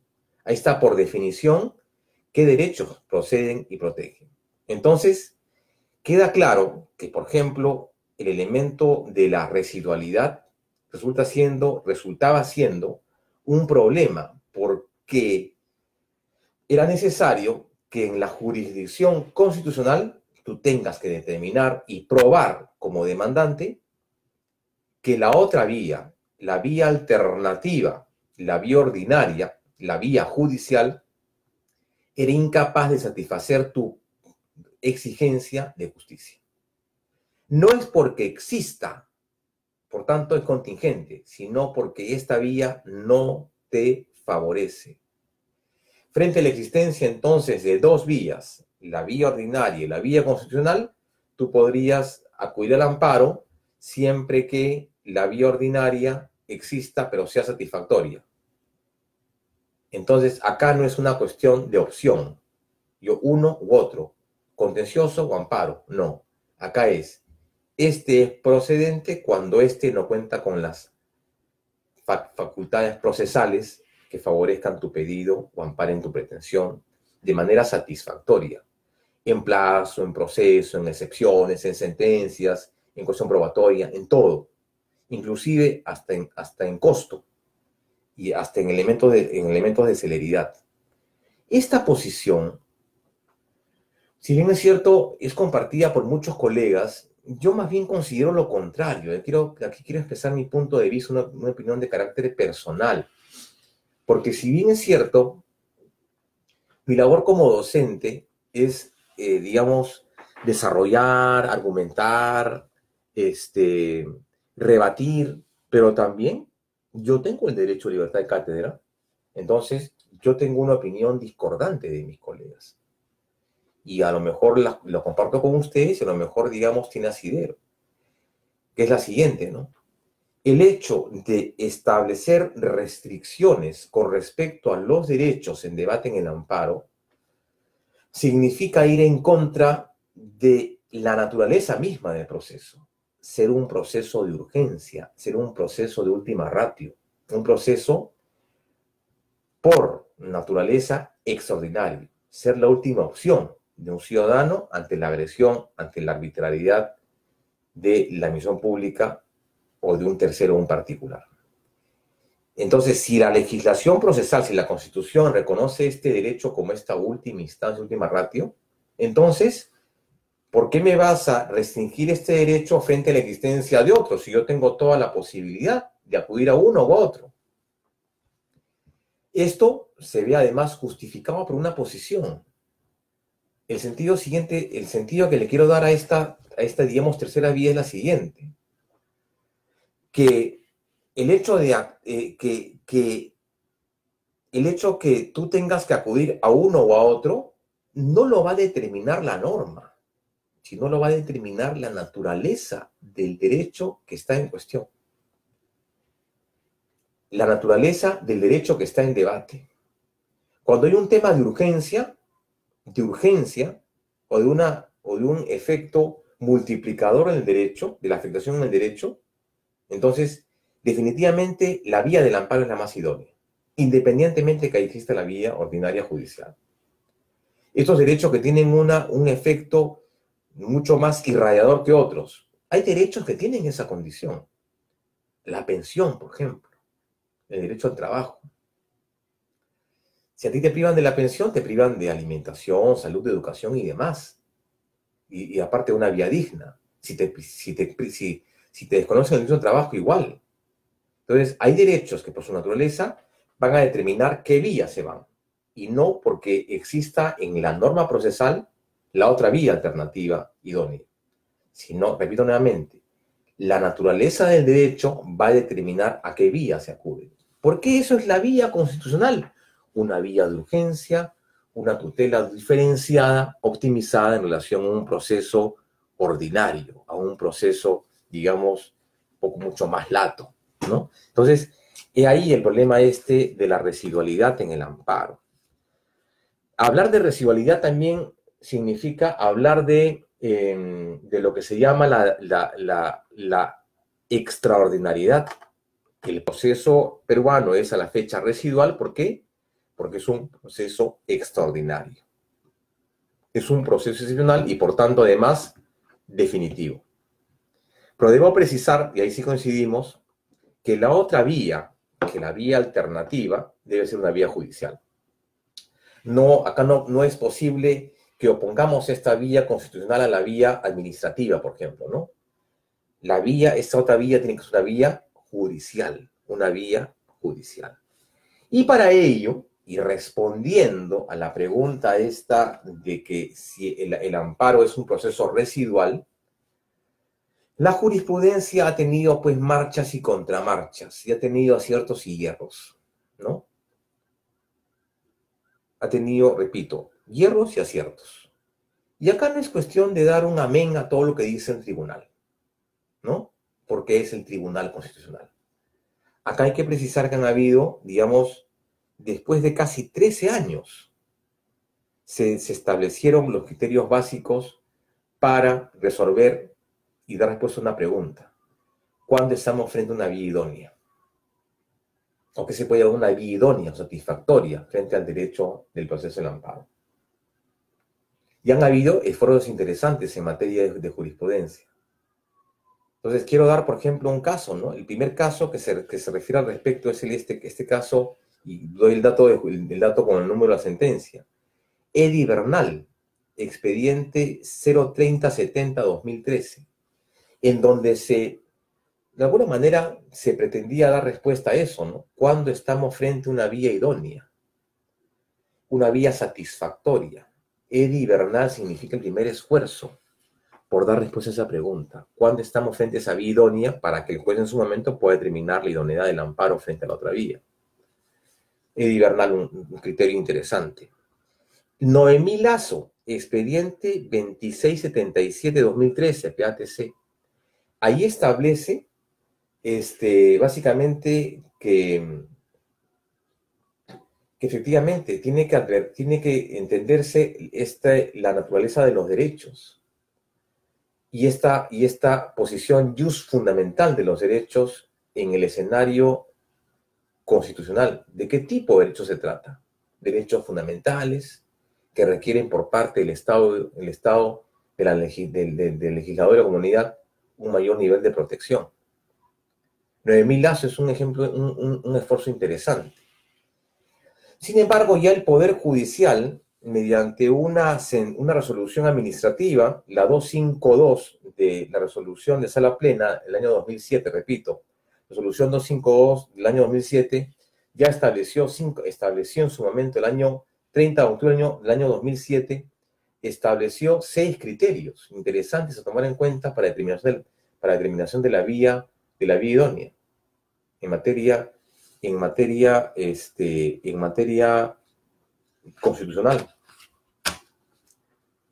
Además, también hubieron esfuerzos en varias sentencias que establecían, a partir de la fijación de precedentes vinculantes, cuando estábamos frente a la vía idónea. Refiero nuevamente, preciso, en atención a la regla jurídica planteada incluida en un precedente vinculante. Bailón Flores, Anicama Hernández. Bailón Flores, sentencia 14-17-2005 PATC, Bailón Flores, 206-2006 PATC, presente laboral. La otra sentencia es María Benavides García, presente en materia municipal, entre otras. Establecían ya qué casos se ven en amparo y qué casos no se ven en amparo. Qué casos se ven en amparo y qué casos se ven en sede ordinaria, en sede laboral, en sede ordinaria. En el caso pensionario, materia laboral, materia administrativa, cumplimiento igual, la sentencia 168-2005 PCTC establecía qué casos deben irse al contencioso, qué casos tienen que verse en un proceso constitucional de amparo. Entonces, ya de alguna manera, ya habían efectivamente muestras tangibles de la necesidad de establecer cuándo está una vía idónea. Pero era insuficiente porque no había una regla jurídica que resolviese estos casos, o que precisase de manera precisa al juez cuándo estamos, señor juez, ante una vía idónea, cuáles son los presupuestos procesales frente a una vía idónea. Entonces, al respecto, se dio una sentencia, la sentencia Elgo Ríos Núñez, 2383 del 2013, repito el número del expediente, 2383 del 2013, Elgo Ríos Núñez. Elgo Ríos Núñez, cuando decía hace un rato que eran los hierros de la jurisprudencia, ¿no? Hierros, decía. Hay luces y sombras, pues. Lo que pasa con Elgo Ríos Núñez, que, digamos, en la jurisprudencia responde a un precedente vinculante. Elgo Ríos Núñez es un precedente vinculante, pero Elgo Ríos Núñez incumple una condición del precedente en atención al artículo 7, porque el precedente, el artículo 7 es claro. ¿Qué implica el precedente vinculante? Es aquella sentencia con condición de cosa juzgada. ¿Qué dice la jurisprudencia en relación al precedente? Dice que es una regla jurídica expuesta en un caso en concreto y que deviene en parámetro normativo. En atención al segundo criterio, al criterio de cuándo es un precedente vinculante, nos referimos a la sentencia 0024-2005 PATC. El precedente, ¿qué cosa es regla jurídica? O sea, todo precedente, en consecuencia, todo precedente que debe tener regla jurídica. Si no tiene regla jurídica, entonces no es precedente. ¿Estamos de acuerdo? Bien. Elgo Ríos Núñez planteaba eso. Elgo Ríos Núñez, por lo menos, ¿qué debería haber tenido? ¿Qué debería tener? Regla jurídica. Pero Elgo Ríos Núñez no tenía regla jurídica. Elgo Ríos Núñez tenía, ¿qué cosa? Criterios orientadores. Un criterio como tal, ¿qué cosa es? Abre debate a la discusión. Abre un debate argumentativo. O sea, no hay regla jurídica. ¿Qué cosa es? Hay criterios orientadores. Y como tal, los criterios son discutibles. Recordemos que un precedente tiene, ¿qué cosa? Aplicarse, no interpretarse. Y si yo voy a plantear en un precedente vinculante, entre comillas, un criterio orientador, que voy a permitir que el juez entonces lo interprete, lo cuestione, lo rebata, o lo interprete desde un punto de vista muy particular. Cosa entonces que no sería correcto en un estado en el cual pretendemos darle seguridad al modelo procesal. Entonces, la falencia de Elgo Ríos Núñez es esa, que no fija reglas jurídicas, sino fija, ¿qué cosa? Criterios orientadores. Estos criterios orientadores son 4, ¿no? Esos criterios orientadores es uno que tiene que ver, si mal no recuerdo, eran 4 criterios. El primer criterio tiene que ver con el tema de la irreparabilidad. Es decir, cuando estamos frente a derechos que por el transcurso del tiempo se puedan ver afectados, ¿no? Entonces estamos frente al elemento de la irreparabilidad, entonces el amparo siempre es viable. El otro es el que hay que evaluar en el caso en concreto y de manera conjunta las condiciones, la situación y la condición y el estado del aparato judicial. Tercero, tiene que ver entonces, el tercero tiene que ver con que hay derechos que tienen un mayor contenido que otros derechos. Dijimos hace un rato, hay derechos que una eventual violación de un derecho trae como consecuencia, por efecto cascada, otros derechos fundamentales. Entonces, cuando se presenta esto, el amparo siempre es, digamos, preferible a cualquier otra vía judicial, contencioso, a la vía administrativa y demás. Entonces, en esos dos casos, el amparo siempre, ¿qué cosa es? Es viable. Cuando se trata de derechos cuyo objeto de protección, entonces, tiene que ver con la afectación de otros derechos de mayor jerarquía, ¿no? Entonces, este escenario planteado por Evo Ríos Núñez es importante. ¿Por qué? Porque al menos da cuenta, ¿no? de esto, ¿no? De que el modelo procesal constitucional descansa ahora en esta idoneidad de la vía. Que entiendo, y acá quiero, digamos, resumir, para finalizar la idea de la residualidad, entendemos que más que todo, ¿qué cosa es? Es una ratificación legislativa de lo que siempre el amparo fue, quiere decir un proceso de urgencia, un proceso extraordinario. Y además también distintos artículos del Código así lo reconocen. El artículo 1, el artículo 37 y demás reconocen que esto procede frente a la defensa de derechos fundamentales, que requieren entonces, ¿qué cosa? Prima facie, un mayor nivel de protección que los otros derechos. Ese es el tema, ese es en relación con el tema de la vía idónea, ¿no? En la sentencia Elgo Ríos Núñez. Lo que queda ahora desarrollar es la otra parte de lo que señalamos, o sea, la segunda parte, la segunda característica, que se conoce como la existencia del contenido esencial. Importante precisión, importantísima precisión. La determinación del contenido esencial. Más allá de la abundante bibliografía que existe al respecto, de lo que se llama el contenido esencial, y con su distinción del llamado el contenido constantemente protegido en la Constitución, este término viene ¿desde cuándo? Desde la Constitución helvética, desde la Constitución de Darmstadt en Alemania en 1802, la Constitución española lo desarrolla en su artículo 19.2, la Ley Fundamental de Bonn del año 40 también lo desarrolla, el concepto del contenido esencial. Es un concepto, la verdad, muy interesante, ¿no? Ese es el contenido esencial de un derecho fundamental, tiene que ver con aquel núcleo duro del derecho, aquella parte intangible del legislador, como lo dice la propia jurisprudencia, en la jurisprudencia del TC peruano, en la sentencia 1417, fundamento 37 de la sentencia en comentario, dice que el contenido esencial, ¿qué cosa es? Digamos, es la concreción del derecho. Resulta siendo la parte intangible del derecho fundamental, oponible al legislador. Entonces, el Código Procesal, en esa orientación, cosa que con la que estamos realmente de acuerdo, determina pues la otra causal de procedibilidad, de procedencia, que coadyuva con la otra, la residualidad y contenido esencial coadyuva con la otra, para que establezcan en este modelo de amparo, que le brinden al modelo de amparo, sería este modelo residual y este modelo vinculado al contenido esencial. Y este contenido esencial tiene pues su antecedente jurisprudencial. La sentencia 1417-2005 PATC, en su fundamento jurídico 37, te desarrolla este llamado contenido esencial. Y lo determina un contenido esencial, intangible al legislador, que debe ser debidamente protegido, cautelado, y un contenido no esencial. Y además, Anicama Hernández plantea un contenido adicional. El contenido no esencial es un contenido sacrificable, un contenido que sí puede ser afectado, un contenido que sí puede ser objeto de limitación o restricción. En cambio, el contenido esencial no. Entendemos que la figura de ese contenido esencial, ¿qué cosa es? Es la suma del derecho.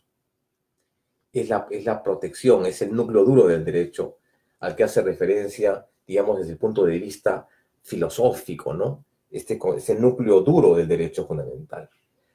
Y estas dos características, entonces, estas dos características del proceso son las que diseñan ahora el día de hoy el amparo. ¿Y por qué es importante entender estos dos presupuestos, residualidad y el contenido esencial? Porque si tú no pasas esta valla, la demanda de amparo no va a proceder. La demanda de amparo va a ser parada en seco por el juez, ¿no?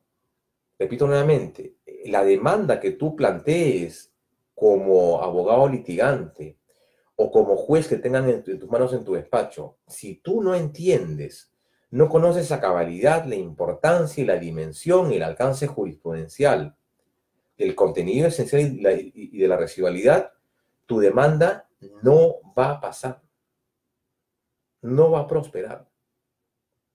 Porque ahora los presupuestos procesales permiten eso, que los jueces, al finalizar esta examinación que hacen del escrito de la demanda, tengan que resolver el fondo del asunto. Y para eso, entonces, ¿qué van a tener que hacer? ¿Qué es lo que va a pasar sin ser pitonizo? El juez lo va a rechazar de plano, porque carece de un contenido esencial, o que no está bien, o que existe una vía idónea, alternativa, satisfactoria, en atención al artículo 5.1 y 5.2. Eso es lo importante.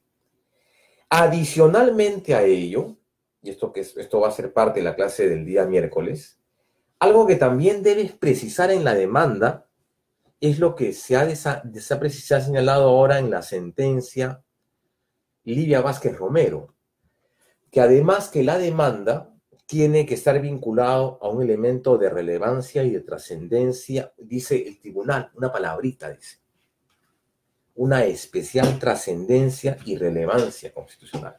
¿Qué significa? Que lo pedido sea relevante, sea importante. ¿Y quién determina esa relevancia? El propio Tribunal Constitucional. ¿De acuerdo? Eso entonces permite al tribunal rechazar la demanda mediante lo que se llama una sentencia interlocutoria denegatoria, un tipo de sentencia. Cuando digamos, el contenido de la demanda sea una demanda manifiestamente infundada o fútil, o cuando estés afectando o contraviniendo un precedente vinculante, una doctrina jurisprudencial. Entonces, es otro elemento que debes tomar en cuenta, porque ahí el criterio del tribunal es automático. Hay un rechazo, una especie de... Este es un rechazo liminar en el cual el tribunal no va al fondo del asunto. Simplemente determina que no es la vía. Otros dos elementos que también deben ser tomados en cuenta, digamos, para plantear una demanda de amparo y no morir en el intento, es que debes entender que la merituación del derecho responde a una distinta argumentación. No es únicamente, señor, el derecho es tal y listo, se acabó el asunto. Debe haber una argumentación, una interpretación, un lenguaje distinto. Citar jurisprudencia, acatar los precedentes vinculantes, ver las excepciones, conocer las reglas jurídicas, ¿no? Y además también analizar en el caso en concreto la situación. Conocer los precedentes vinculantes implica, además, también no solamente conocer las reglas jurídicas, también conocer la excepción y cuándo debo aplicarlo, es lo más importante.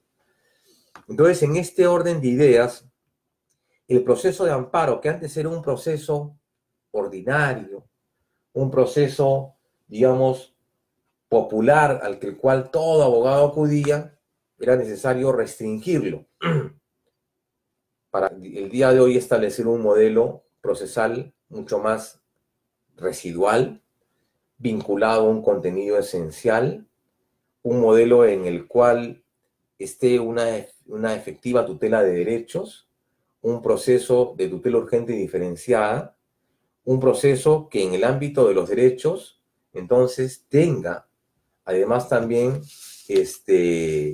todas las facilidades de la parte. Por eso es importante estudiar el amparo, porque a partir del amparo se han dado la mayoría, al interior del amparo se han dado el mayor nivel de innovaciones procesales. A nivel del amparo también se han establecido la mayor cantidad de precedentes vinculantes constitucionales. Al nivel del amparo también se ha incluido la protección de los derechos. El amparo es el proceso, digamos, por excelencia, más usado. Es el medio, el recurso más democrático que hay. Más democrático por las características que el propio legislador ha considerado. Su gratuidad, su flexibilidad, los derechos fundamentales que protege, la celeridad, entre comillas, la ductibilidad, ¿no? Es un proceso restitutivo, no constitutivo. Es un proceso a partir del cual significa, repetidamente, el elemento de conquista y de la consagración más importante de los derechos en el sentido de su constitucionalización.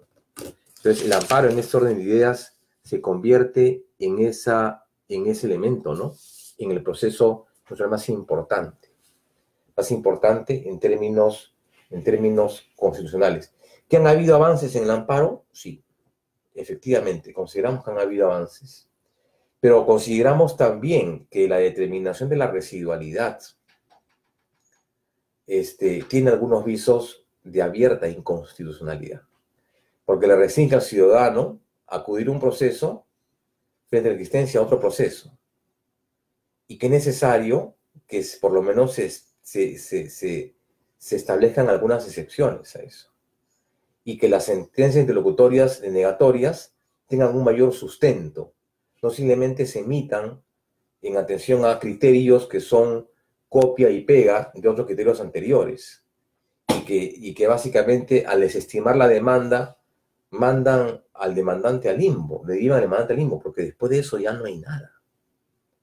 Entonces, consideramos que, claro, la sentencia locutoria significa una nueva etapa en la jurisdicción constitucional en el Perú, pero es necesario que el amparo sea un amparo, digamos, en el Perú mucho más protector, ¿no? Protector, sea un proceso mucho más efectivo, ¿no? Y aparte rápido, célere, expedito. Yo los invito a que hagan preguntas, no hay muchas preguntas. Acá, a saludar a algunos amigos, acá está mi buen amigo Reinaldo López Viera. Un saludo, estimado Reinaldo, en cuarentena, ¿no? Excelente docente, que ojalá que nos pueda acompañar uno de estos días, en alguna. Reinaldo, desde acá un saludo a la distancia, a ti, a tu esposa, y a la familia. Veo que no sé si habrá preguntas al respecto. Hay 13 comentarios, más bien saludándome, siempre expresándome sus muestras de aprecio y de respeto y demás, como le dije, más movidas por el aprecio que otra cosa. La clase del día miércoles, por favor no se pierdan, los invito cordialmente, porque vamos a desarrollar esta tipología de los amparos. Vamos a desarrollar, por un lado, el amparo contra amparo, el amparo contra resolución judicial, el amparo contra normas. Vamos a desarrollar también en qué medida esta autonomía procesal constitucional ha permitido la creación de nuevas instituciones procesales. Por ejemplo, el amparo por salto, la adecuación de los procesos, por ejemplo, otros casos, por ejemplo, que tiene que ver con la aplicación del estado de cosas constitucionales, y, si el tiempo los permite, también dar una especie de consejo, orientación de cómo es que se debe entonces manejar el concepto del amparo como las reglas jurídicas, ¿no? Que, digamos, tips que nos permitan identificar la regla jurídica En los casos en concreto, cuando se plantea una demanda, cuando se litiga en esta materia. Como ustedes ven, estas materias a las cuales que algunos dirán que son un poquito, digamos, atmosféricas, ¿no? Todo es posible en el amparo, es necesaria una argumentación y no responde a los cánones de las otras normas, ¿no? De las otras ciencias, materia penal, civil, administrativa, todo es términos, plazos, y nada todo está escrito. Aquí en materia constitucional siempre nos enfrenta ese reto, ¿no? El reto que tiene, como ustedes ya han visto, varias fuentes, el código, la jurisprudencia, los precedentes y además también la doctrina jurisprudencial. Por tanto, se torna complicado, pero también muy interesante, porque el derecho constitucional debería ser la base para todo accionar en materia constitucional, para todo. O sea, el tema constitucional, la materia constitucional, en formación profesional, debe ser básica, indispensable. No un apéndice, no un curso lectivo, debe ser básica para todos los jueces, para todos los abogados, para todos los operadores del derecho en general. Así que, bueno, los invito pues a que el día miércoles, a partir de las 7 de la noche, hora exacta, nos sigan acompañando. Y además quería precisarle, aprovechando la oportunidad también, mandarles por intermedio del doctor Henry Quesada, Henry Ventura, los materiales que los teníamos ya listos, ¿no? Para que los tengan ahí, serían dos PPTs con respecto a habeas corpus y dos PPTs con respecto al amparo, al proceso de amparo, ¿no? El amparo como proceso, procedimiento, exigencias, características, y el otro, las otras opciones, los otros criterios del amparo, el amparo contra acción judicial, entre otros, ¿no? Así que me comprometo a eso, a enviarles la diapositiva, los PPTs, para complementar mejor estas clases virtuales. Bien, yo, señores, día 21 de la cuarentena, ya parece que nos estamos acostumbrando a esto. Yo en lo personal le estoy agarrando yo a la muñeca y principalmente viendo ya con agrado esta modalidad que nos exige ahora a los docentes, ¿no? A estar, digamos, tener contacto con ustedes vía la web. Tiene sus ventajas, tiene sus desventajas, pero hay que adecuarnos a las circunstancias. Y bueno, y además sus comentarios y su asiduidad a estas clases, la verdad, nos reconfortan sobremanera en momentos como los actuales. Me despido, no sin antes decirles que si existe alguna duda, comentario, sugerencia, alguna precisión de algunos temas que no han quedado claros por el tiempo, por favor, me escriban a mi correo delgadoconsultor@hotmail, o me hacen llegar sus comentarios, ya sea vía el Facebook, o visiten mi fanpage para tener mayor información, muy dado a sus consultas y sus preguntas, consultas y demás comentarios que tuvieran a bien hacer. Yo me despido no sin antes decirles lo que siempre les digo: quédense en casa. Buenas noches con todos y muchas gracias.